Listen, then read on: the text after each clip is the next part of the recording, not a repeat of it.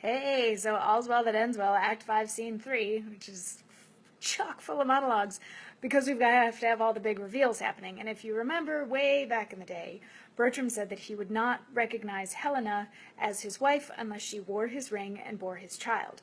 So then Helena worked with Diana and her mother to set up this thing where Diana would ask for his ring, and then she'd give him another ring. But then Diana wasn't actually going to be the one doing it. It was going to be Helena, so that Helena could get impregnated and would have all of the proper rings and all that sort of thing. Meanwhile, everybody thinks that Helena's dead. So now here we are in the court, and Bertram just did a little bit of trying to save face and telling everybody that, yes, he actually did love Helena. And the king is like, yeah, a little too late, but all right, we'll move on from that and get to the next bit. So now you're supposed to marry the daughter of LeFou, so give us something that we can take to her as a token of your love for her. And Bertram produces this ring, which, dun dun dun, happens to be the ring that Helena had gotten from the king and did the whole switcheroo thing when the whole switcheroo in bed thing happened. And Bertram is like, I don't understand what the big, like, this random woman threw this ring to me out from a window, and I said I was going to marry her, but then I said I couldn't marry her, and she wouldn't take the ring back, so this is just like some random ring.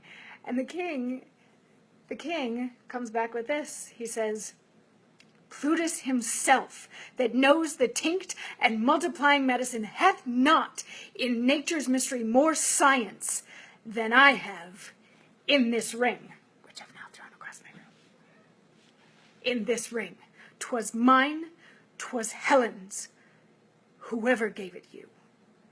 Then if you know that you are well acquainted with yourself, confess 'twas hers, and by what rough enforcement you got it from her.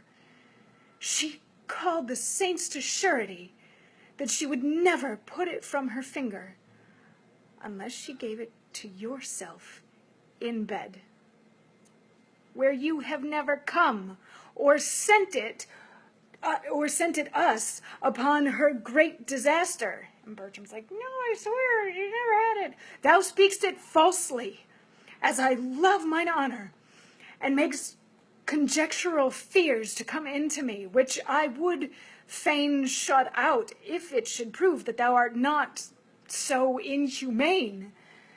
'Twill not prove so.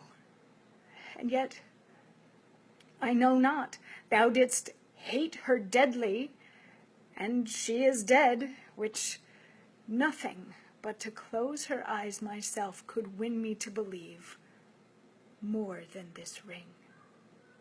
Take him away. My forepast proves, howe'er the matter fall, shall tase my fears of little vanity, having vainly feared too little. Away with him! We'll sift this matter further. Dun, dun, dun. And we're getting closer and closer to the time that Helena pops out and says, ha-ha, it was me that gave you the ring, and I happen to be pregnant, so ha-ha, you're my husband, and all's well that ends well. Anyway, just a couple more days of this, and then we're on to Antony and Cleopatra. See you tomorrow.